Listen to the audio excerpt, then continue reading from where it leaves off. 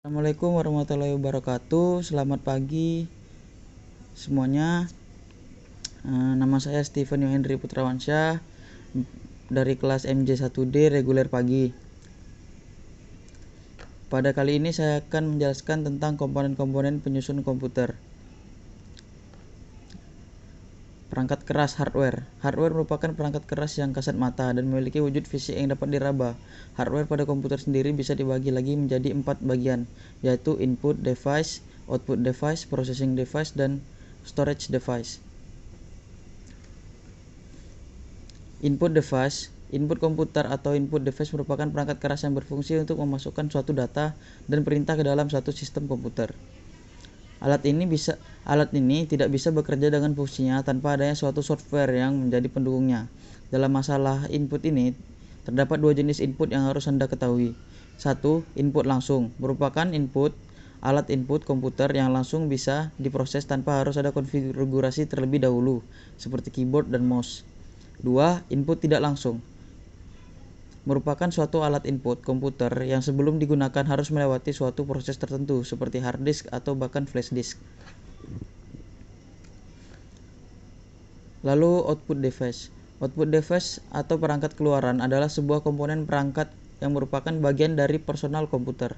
Output device merupakan perangkat yang bertugas untuk menampilkan data yang telah diproses oleh bagian prosesor.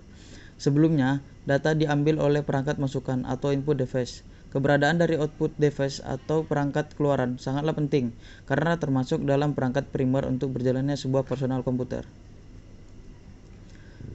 Lalu processing device. Processing ini pada komputer adalah perangkat keras yang berfungsi untuk memproses dan mengolah data yang diberikan oleh peralatan input kemudian dikeluarkan dalam bentuk informasi ke dalam peralatan output yang akan diterima oleh manusia. Peralatan proses terdiri dari beberapa komponen perangkat keras komputer yang saling berhubungan satu sama lainnya.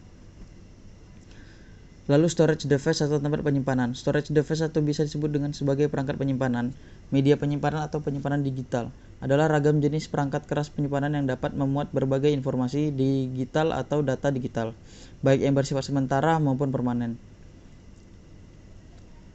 Perangkat penyimpanan adalah salah satu komponen yang inti dari setiap perangkat komputasi.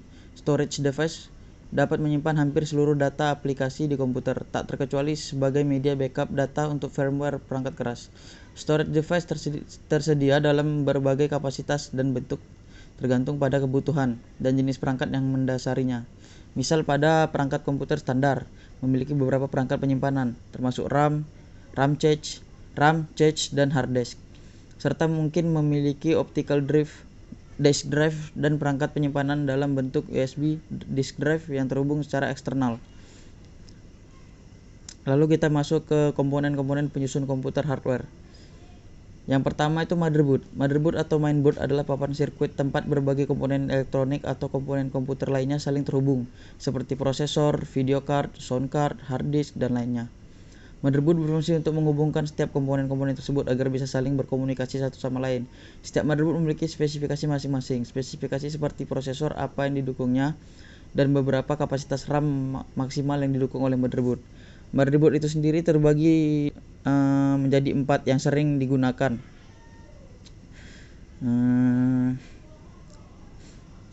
Yang pertama itu ada motherboard ATX. Ini adalah jenis motherboard yang lebih maju dari motherboard AT yang sudah ditinggal. ATX merupakan singkatan dari Advanced Technology Extended, berarti motherboard ini telah mengalami sejumlah peningkatan dibanding motherboard yang generasi sebelumnya.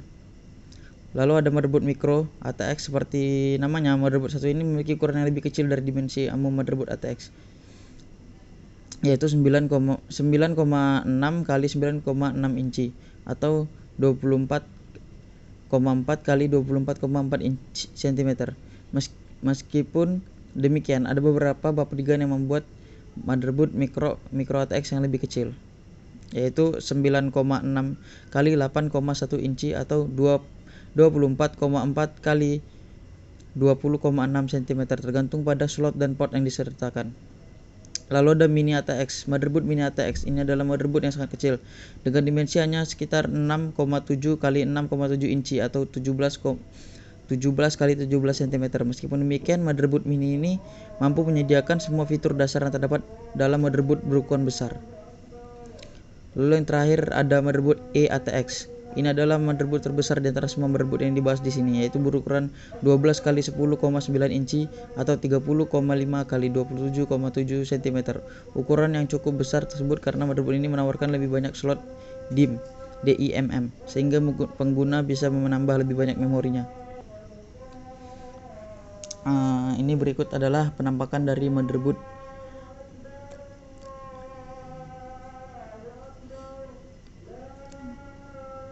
Lalu kita ke prosesor. Jika sebuah komputer diibaratkan sebagai seorang manusia, maka prosesor ini adalah otak manusia tersebut. Prosesor atau CPU, Central Processing Unit, dari namanya sudah sentral, itu pasti sangat penting. Adalah sebuah komponen komputer yang bertugas untuk mengeksekusi instruksi atau melakukan perhitungan-perhitungan. Sebelum membeli sebuah prosesor, sebaiknya kamu mencari tahu terlebih dahulu soket prosesor apa yang dimiliki oleh motherboard Anda. Apakah soket AM2, LGA 775 atau lainnya sebagainya. Lalu kita ke penampakan CPU. Ini berikut adalah penampakan dari CPU. Terlihat sangat kecil, tapi ini sangat penting untuk memproses komputer. Lalu kita ke RAM, Random Access Memory. RAM ini memiliki fungsi sebagai area transit data sesaat untuk operasi yang sedang dilakukan oleh CPU. RAM punya sifat volatil, berarti perangkat ini tidak menyimpan data dengan permanen, cuma untuk operasi yang diperlukan saja. Jadi ketika kamu menjalankan aplikasi berat itu, RAM inilah yang menjalankannya. Bisa dibilang kalau RAM semakin besar RAM-mu, aplikasi yang kamu jalankan juga semakin lancar.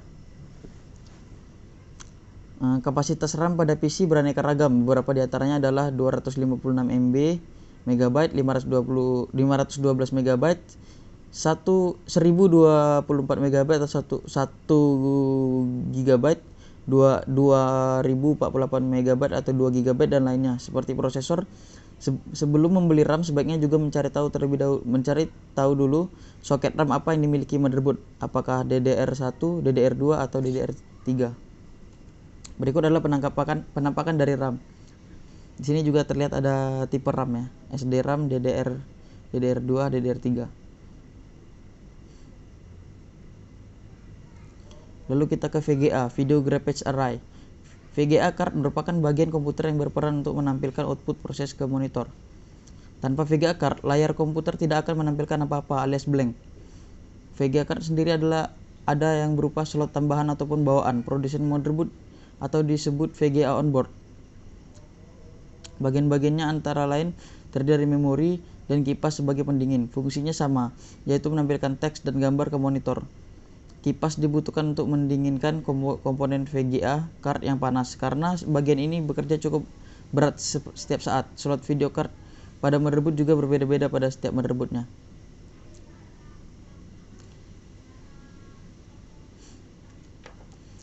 Berikut ini adalah penampakan dari VGA.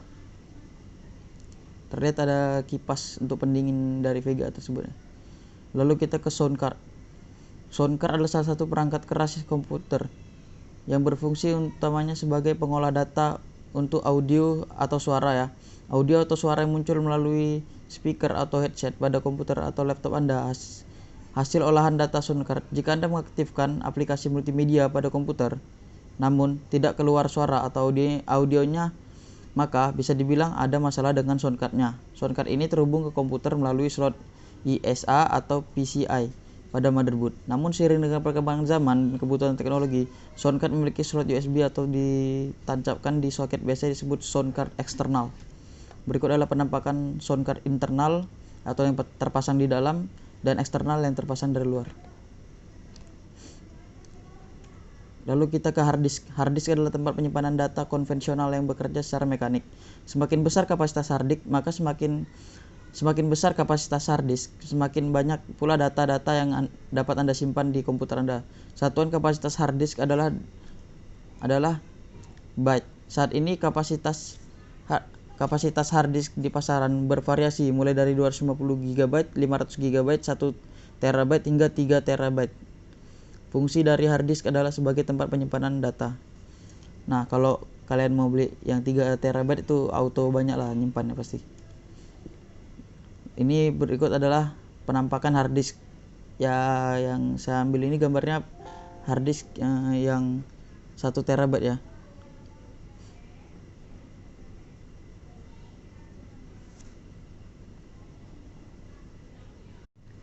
Lalu kita lanjutkan lagi ke optical drive.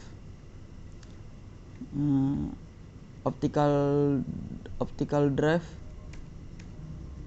drive disk atau juga disebut sebagai optical drive disk ODD merupakan salah satu bagian perangkat pada disk drive. Pada umumnya, ODD ini digunakan sebagai pembaca atau penulisan data CD maupun DVD. Cara kerja ODD ini terdiri pada sinar lasernya yang terdapat di spektrum, hingga CD maupun DVD yang masuk ke dalam disk drive dapat dibaca. Pada awal pembuatannya, ODD dibagi menjadi 2 macam, yakni ODD yang khusus untuk pembacaan data atau istilahnya read saja, atau lagi ODD yang khusus melakukan penulisan data atau istilahnya burning. Namun, seiring dengan perkembangan zaman, ODD saat ini dapat melakukan 2 tugas, yakni melakukan pembacaan dan juga penulisan data pada sebuah CD atau DVD. Nah, berikut adalah penampakan dari optical drive ya. Terlihat kalau kita memasang kaset gitu pasti dari optical drive ini masukinnya. Lalu kita lanjut ke power supply. Power supply atau PSU merupakan suatu komponen komputer yang mempunyai fungsi sebagai memberi suatu tegangan serta arus listrik kepada komponen komputer lainnya yang telah terpasang dengan baik pada motherboard atau papan induk. Sedangkan tujuan awal dari penyaluran arus listrik ini adalah agar perangkat atau komponen-komponen komputer lainnya bisa berfungsi sebagaimana mestinya. Sesuai dengan tugasnya, arus listrik yang disalurkan oleh power supply ini merupakan arus listrik dengan jenis AC atau arus bolak-balik. Namun dengan kelebihannya, PSU ini dapat mengubah arus AC tersebut menjadi arus DC atau merupakan arus yang searah, karena pada dasarnya semua komponen yang terdapat pada perangkat komputer hanya bisa melakukan pergerakan pada satu aliran listrik. Nah, ini penampakan dari power supply. Power supply ini kalau dilihat bisa dibilang, kalau kita bilang ini seperti gardu mini itu, tempat penyimpanan listrik untuk menyalurkan listrik juga ya. Lalu berikutnya ke monitor. Monitor komputer adalah satu-satu jenis soft copy device karena keluarannya adalah berupa sinyal elektronik. Dalam hal ini berupa gambar yang tampil di layar monitor. Gambar yang tampil pada hasil pemrosesan data atau informasi masukan. Monitor memiliki berbagai ukuran layar seperti layaknya sebuah televisi. Tiap merek dan ukuran monitor memiliki tingkat resolusi yang berbeda-beda. Resolusi ini yang akan menentukan ketajaman gambar yang dapat ditampilkan pada layar monitor. Jenis-jenis monitor saat ini sudah sangat beragam, mulai dari bentuk yang besar dan cembung sampai dengan bentuk yang tipis dengan layar datar flat. Lalu kita ke penampakan dari monitor. Nah, monitor ini layar ya, layar laptop atau komputer gitu, yang untuk menampilkan dari proses-proses tadi lalu ditampilkan melalui monitor ini. Lalu ke keyboard ya. Keyboard adalah suatu komponen komputer inputan yang berfungsi sebagai alat untuk mengetik sesuatu. Selain keyboard standar, keyboard komputer saat ini memiliki model bermacam-macam seperti keyboard mini, keyboard fleksibel yang bisa dilipat, keyboard yang wireless yang menggunakan Bluetooth dan lain sebagainya. Berikut adalah penampakan dari keyboard. Lalu kita lanjut ke mouse. Mouse adalah komponen komputer inputan yang berfungsi untuk menggerakkan cursor atau layar monitor dan untuk mengklik sesuatu seperti tombol di sebuah program aplikasi atau web. Mouse juga bermacam-macam modelnya, ada mouse standar, mouse gaming, mouse wireless, dan lain-lain. Kalau di laptop biasanya kita bisa menggunakan touchpad tanpa menggunakan mouse. Berikut adalah bentuk dari mouse itu sendiri. Sesuai namanya, mouse seperti tikus karena dia seperti bentuknya seperti tikus, ada ekornya di belakangnya. Kabelnya itu merupakan seperti ekor tikus gitu. Lalu kita lanjut ke printer. Pengertian printer berasal dari kata print yang berarti cetak. Dengan demikian printer adalah sebuah alat untuk mencetak.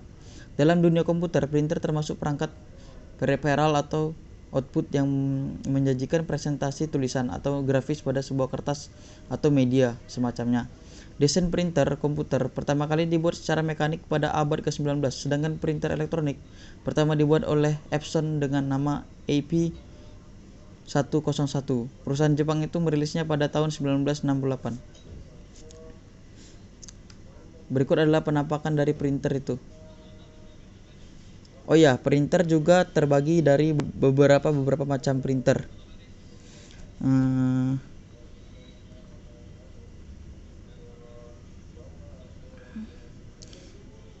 Yang pertama itu ada printer laserjet. Sesuai dengan namanya, laserjet printer ini memang merupakan jenis yang mampu mencetak dengan sangat cepat. Mesin printer ini tidak menggunakan cartridge atau tinta, namun menggunakan bubuk toner sebagai pewarna. Lalu LED LCD. Prinsip kerja mesin print LED sama saja dengan laserjet. Perbedaannya terletak pada sumber pembuat polanya. Apalagi laserjet menggunakan laser, maka printer LED LCD ini menggunakan light emitting diode untuk membuat pola, tidak lagi menggunakan tinta ataupun sederet elemen seperti cermin dan laser yang menjadikan harganya menjadi sangat mahal. Sebaliknya, terdapat sebuah lampu LED dengan berbagai warna bertugas untuk mencetak pada kertas. Apabila tidak digunakan dalam waktu yang lama, simpanlah baik-baik agar tidak lekas rusak. Selanjutnya, deskjet, inkjet, bubblejet. Printer deskjet, inkjet, dan juga bubblejet merupakan pengembangan dari printer berjenis dot matrix. Jenis ini juga menggunakan tinta sebagai media pencetaknya. Saat ini, deskjet atau inkjet ini merupakan jenis printer yang sangat populer digunakan karena praktis dan mampu mencetak cukup cepat dan bisa mencetak dokumen berwarna. Lalu dot matrix. Meski sudah ketinggalan zaman, namun diyakini masih ada orang yang menggunakan printer jenis dot matrix. Dinamakan dot matrix karena proses kerja mesin ini menyerupai mesin ketik dengan menggunakan cartridge yang ditekan untuk menghasilkan titik-titik pada kertas. Tidak heran bila saat sedang mencetak dokumen, mesin ini mengeluarkan bunyi yang sangat keras. Lalu thermal atau pos. Printer thermal ini memanfaatkan energi panas untuk mencetak tanpa mengeluarkan suara sama sekali ketika mencetak. Printer jenis thermal ini biasanya berukuran kecil dan banyak digunakan untuk kepentingan mencetak. Lalu ada DTG. Printer DTG atau Direct to Garment merupakan mesin yang dapat mencetak langsung di atas bahan tekstil atau kain. Karena itulah mesin ini banyak digunakan oleh pengusaha sablon. Beberapa hasil garment yang bisa menjadi media dari mesin diantara lain kaos polos, sapu tangan, kain dan berbagai media kain serta garment lainnya. Lalu ada label. Jenis mesin cetak ini label seperti mesin cetak thermal dengan ukuran yang sangat kecil, kompak, ringkas dan juga mudah untuk dibawa-bawa. Kebanyakan printer label ini digunakan untuk kepentingan seperti mencetak barcode pada produk atau label harga untuk suatu barang di dalam toko. Cara kerjanya adalah dengan mencetak di atas media berupa gulungan label, stiker, atau langsung menempelkannya kepada produk. Lalu yang terakhir, plotter atau wide format printing. Alat jenis cetak ini sudah pasti sangat bermanfaat untuk melakukan proses printing pada media yang berukuran sangat besar, antara lain spanduk, banner, kartu nama, ID card, poster selembarnya atau brosur, gelas, souvenir, ballpoint, cutting stiker dan sebagainya.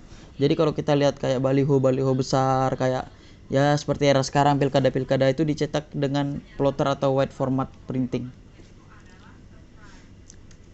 Lalu casing. Kita selanjutnya ke penyusun komputer yang terakhir, yaitu casing adalah sebuah komponen komputer yang berfungsi sebagai tempat kita meletakkan atau menempelkan motherboard, power supply, optical disk drive, hard disk dan sebagainya. Casing komputer ini dibedakan berdasarkan ukurannya yang sering disebut juga sebagai form factor seperti ATX dan micro ATX, di mana form factor ini mengacu pada form factor motherboard yang didukung. Motherboard ATX yang ukurannya sekitar 12 kali 9,6 inci, sementara micro ATX sekitar 9,6 kali 9,6 inci. Jadi bagi pengguna yang ingin merakit PC dengan ukuran casing yang lebih kecil, bisa memilih motherboard micro ATX untuk memperkecil casingnya. Lalu ini berikut adalah penampakan casing komputer. Ya, casing komputer inilah yang akan menjadi tempat atau rumah bagi komponen-komponen penyusun komputer itu tadi. Terima kasih, itu dulu yang dari saya, penjelasan tentang komponen-komponen penyusun komputer. Salam sehat semuanya. Semoga di musim pandemi ini semuanya kita diberikan kesehatan dan jangan keluar-keluar rumah dulu ya. Mantap.